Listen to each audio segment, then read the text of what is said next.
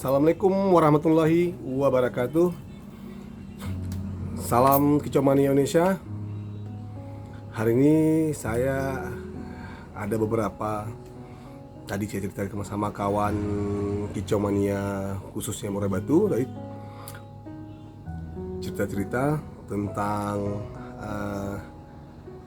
cara atau bagaimana menaikkan volume untuk murai batu kontes. Nah, ini kawan-kawan, pasti banyak penasaran kan? Memang banyak dari sahabat-sahabat Kicau Mania yang udah paham lah, mungkin udah mengerti bagaimana menaikkan volume untuk murai batu kontes yang kira-kira mudah dipahami lah. Jadi udah banyak yang dibahas-bahas atau dicerita-ceritakan atau mengalami sendirilah kayak kejadian untuk volume. Jadi yang pertama kita bahas dulu tentang volume. Nah, memang volume itu isi atau kalau dalam murai batu tuh ada satu versi lagi tuh besar kecil suara. Nah, itu persepsi masing-masing. Jadi saya pernah ngomong sama kawan-kawan Murai Batu Mania, khususnya untuk murai batu, itu volume tuh kami sempat bercerita, volume tuh ada yang bilang isi, ada yang bilang itu besar kecilnya suara burung murai batu. Nah, di konten sesudah yang kemarin kita udah cerita tentang volume. Nah, memang untuk ukuran murai batu, volume itu memang nggak usah dibesarin pun, itu udah besar menurut saya, udah besar. Kenapa? Ciblek yang kecil aja itu suara besar. Itu secara logikanya. Nah, sekarang murai batu yang segitu besar badannya, otomatis volumenya besar. Nah, tapi pada kenyataannya ada beberapa murai batu yang volumenya tipis bahasa sekarang, atau kecil atau kurang maksimal. Nah, di sini kita akan bahas bagaimana membesarkan volume murai batu, bagaimana memaksimalkan murai batu, suara murai batu maksudnya. Jadi dari suara yang kecil menjadi besar, jadi yang nggak maksimal jadi maksimal. Nah, ada satu lagi lupa saya tadi. Nah, tapi itulah intinya suara murai batu itu plong. Nah, untuk volume murai batu itu ditentukan oleh dari bukaannya. Kalau menurut saya pribadi, sepaham nggak sepaham nggak apa-apa, bisa jelaskan, kita kelas balik dulu. Jadi untuk volume itu di bukaan murai batu, pastikan murai batu itu tuh kalau nggak C atau nggak ini, yang kecil. Nah, saya rekomkan cari murai batu yang C, itu pasti volume gede saya rasa. Walaupun ada yang bilang paru celah tuh volume juga gede, tapi kita nggak bahas itu. Kita bahasnya untuk ini dulu, yang C. Murai batu C itu pasti gede volumenya, gitu. Nah, biasanya kalau kecil volumenya berarti ada bermasalah. Kita nggak bahas itu dulu, nanti kita bahas. Nah, yang kedua, untuk menentukan murai batu itu gede volumenya itu di bidang leher. Bidang leher murai batu ini juga pengaruh untuk volume murai batu kan, olah vokalnya. Yang ketiga, dadanya, bidang dada itu juga mempengaruhi volume murai batu. Nah, itu kawan-kawan Kicau Mania Indonesia. Nah, yang kita bahas sekarang cara menaikkan volume murai batu. Nah, walaupun menurut saya bukan menaikkan, menurut saya tadi memaksimalkan menurut saya. Nah, memaksimalkan volume murai batu boleh lah, menaikkan volume murai batu boleh juga lah. Jadi yang kita bahas sekarang yang pertama, untuk menaikkan volume murai batu itu yang pertama, pastikan burung itu sehat. Yang pertama, jadi burung itu pasti sehat, pasti tidak bermasalah, itu dulu pasti itu kunci ya kan. Karena kalau burung sakit nggak mungkin segede volumenya. Yang kedua, pastikan seperti spek yang saya bilang tadi itu, dari bukaannya, lehernya, dadanya tuh. Jadi kita bisa memaksimalkan bidang dadanya, lehernya, terus petoknya. Nah, yang ketiga itu kita pastikan burung itu dalam keadaan bukan hanya sehat tapi juga diumbar. Karena menurut saya kalau burung diumbar itu volumenya juga bisa naik. Nah, kalau burung diumbar itu burung pasti naik volumenya biasanya tuh. Kenapa? Karena lemak-lemak di tenggorokannya, di dadanya juga dia udah hampir nggak ada gitu. Jadi burung kita umbar bukan hanya untuk menyehatkan, juga menaikkan volume ternyata gitu. Tapi yang keempat itu adalah materi burung. Om, kok bisa volume itu dipengaruhi oleh materi burung? Nah, ada kisah sedikit. Jadi saya punya kawan. Cerita lagi, saya punya kawan. Nah, itu lagi saya. Karena ini kita harus belajar dari pengalaman orang lain. Kita jangan mengambil hikmah atau iktibar dari pengalaman orang lain untuk kita pakai. Nah, singkat cerita, saya punya kawan. Burung itu burung juara nasional. Jadi dia burung juara nasional. Saya bilang karena ketahuan saya bilang burung itu burung juara nasional. Nah, siap juara burung itu rontok.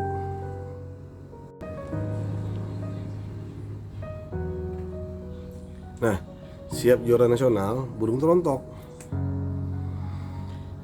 Sesudah rontok burung itu dimaster dengan masaran burung-burung kecil. Burung kecil.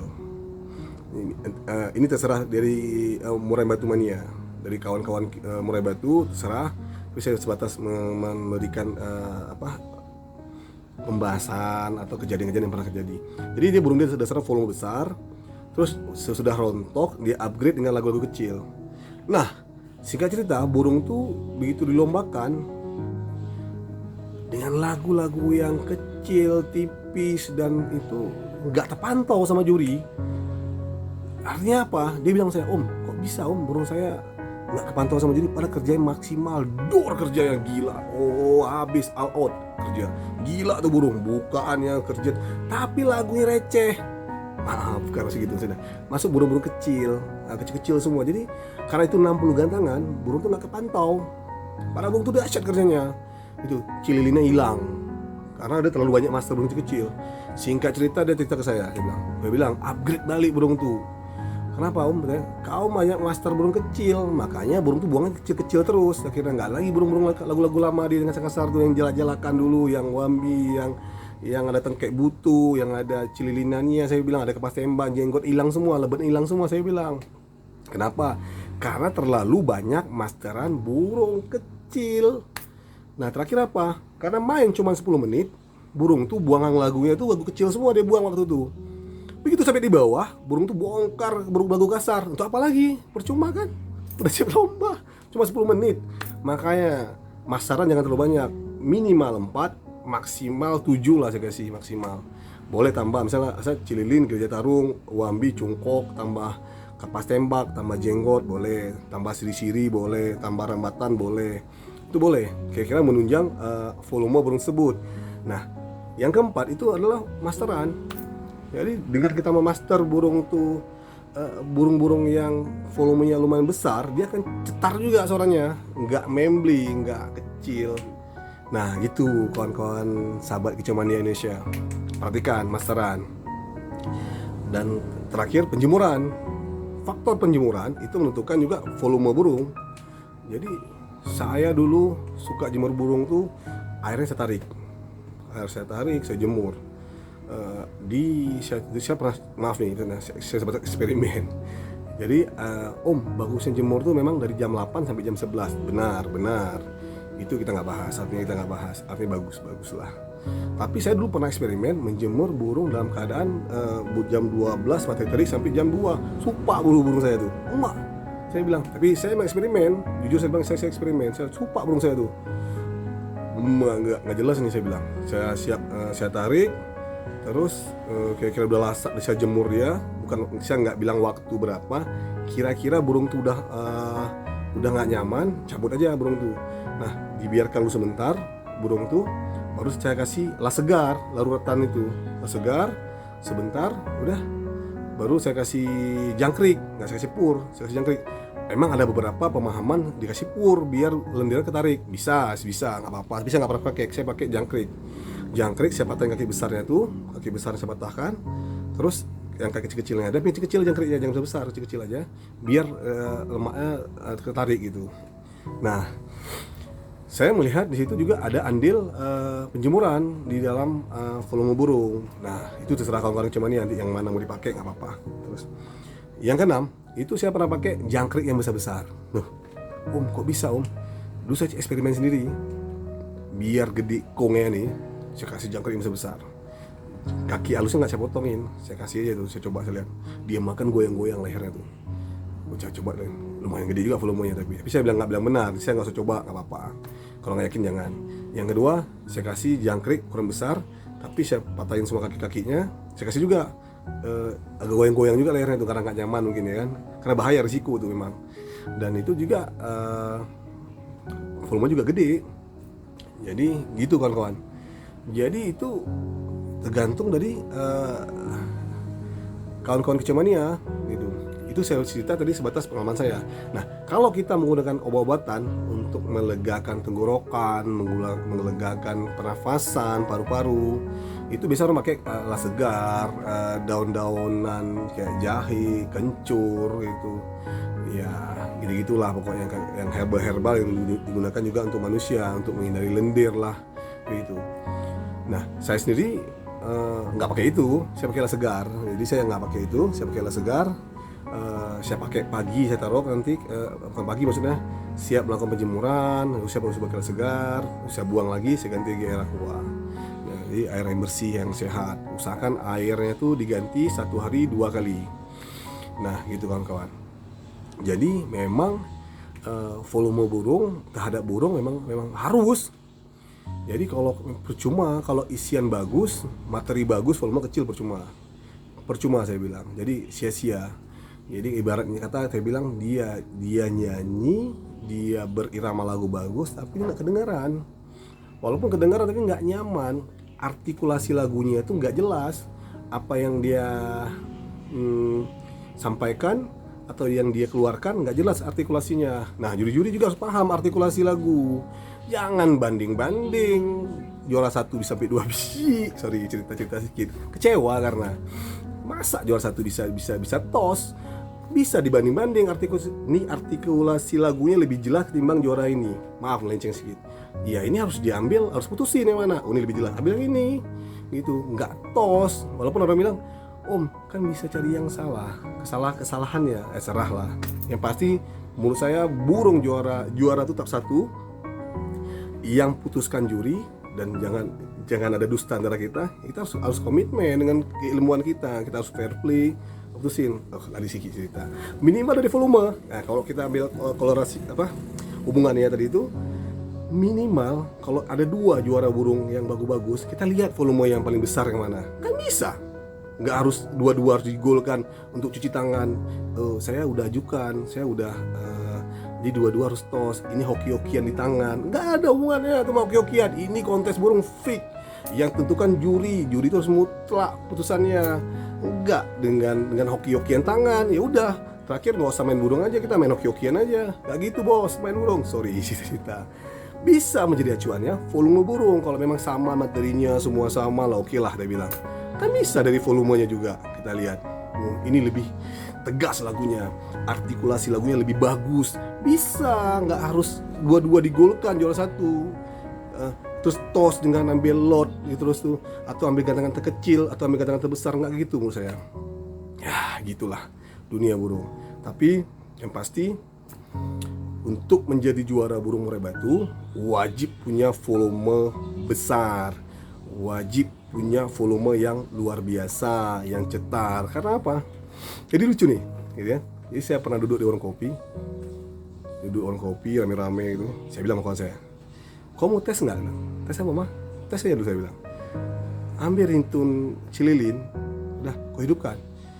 Kalau yang ngelirik itu pasti pemain murai batu." "Ah masa iya mah?" "Iya betul," saya bilang, "coba tes." Jadi dia tekan lah ringtone cililin tuh, Yang pemain burung tuh pada ngelirik gitu. Coba pikir logika. Karena apa? Sense memang pemain burung tuh gitu, emang burung ada suara cililin dia langsung lirik. Saya ketawa terbahak tuh. Iya, parah kejadiannya tuh. Saya nanya kan, iya mah kok tahu kok mah? Itu malah naluri, saya bilang. Apalagi juri. Juri itu dia harusnya lebih sense, lebih peka, lebih paham terhadap volume. Apalagi di warung kopi kan rame tuh. Lagi rame. Tiba-tiba dirintung dengan volume yang besar, nembak celilin. Yang pemain burung yang sekitar tuh yang kami nggak kenal pada ngelirik, coba. Ataupun orang yang tertarik dengan suara tuh, suara apa itu? Tidak naluri dia terlihat tuh, karena volume besar, suara yang tajam, kerucnya rapat, jadi terlihat. Gitu-gitu kawan-kawan cerita sih, ya. Jadi saya sendiri memang menyukai murai batu yang volume besar. Sering kita pernah bahas dulu juga bahwasannya murai batu itu juga ditentukan oleh mapan atau faktor umur untuk volume. Walaupun sebagian itu juga dia nggak besar, cuma karena materinya bagus, kesannya besar karena faktor materi tadi itu yang saya bahas tadi itu. Nah gitu kawan-kawan Kicauan Indonesia ya. Cerita-cerita tentang murai batu memang gak akan ada habisnya, dengan lika-liku laki-laki yang akan selalu berjuang dengan murai batunya. Nah kalau nggak main murai batu nggak laki lah. Sorry, bercanda untuk yang lain. Tapi memang iya, memang strong, tantangannya luar biasa. Kita sampai nyeting volume juga itu harus luar biasa. Oke, sayang selalu untuk murai batunya. Dan perhatikan selalu untuk murai batunya, pahami karakternya, maunya apa. Ya itulah kunci sukses untuk main murai batu di nasional. Setidak-tidaknya yang juara nggak itu aja. Kita harus salib, harus berjuang, harus belajar, berjuang, belajar. Jadi kalau kata saya dulu nggak kayak keledi, ya gitu-gitu terus. Asal main murai batu selalu dikadali sama juri. Maaf, maksudnya nggak maksud apapun saya nih. Maksudnya ya dia merasa dikadali atau dia merasa dicurangi. Mungkin memang burungnya kurang kualitas, tapi ya nama juga pemain, dia di luar, kita di dalam juri kan, ya kita lebih paham. Tapi setidak-tidaknya ya itulah persepsi hari ini di dunia burung. Yang pasti kita menang bangga, kalah bahagia, berjuang itu perlu, tetap fair play untuk juri, tetap berjuang juga untuk perhatikan materi atau pakem-pakem yang dimainkan, yang kita sebagai peserta yang untuk lomba. Untuk panitia juga harus bijak memilih juri, melihat juri. Harus ada dewan pengawas juri agar juri nggak bermain. Panitia juga harus lebih mengutamakan peserta, karena tanpa peserta juga panitia bukan apa-apa, juri juga bukan apa-apa. Kita semua ini adalah satu kesatuan yang peserta bisa menyalurkan hobi di gantangan panitia, juri bisa mendapat penghormatan yang luar biasa sebagai juri, menilai burung juga itu luar biasa, panitia juga punya keuntungan, lihat lebih kurangnya. Ya gitulah, saya juga suka dengan juri, saya juga pernah jadi juri juga, jadi saya suka betul dengan juri. Memang luar biasa, kena maki. Ya udah, kok menang, terima kasih juri. Kalau kalah ya panjang ya. Oke kawan-kawan, itu sebatas bincang-bincang kita 2 hari ini. Sehat selalu untuk anda-anda, untuk kawan-kawan, untuk sahabat-sahabat Kicauan Indonesia, khususnya murai batu. Salam Kicauan Indonesia, maju terus Kicauan Indonesia. Wassalam, assalamualaikum.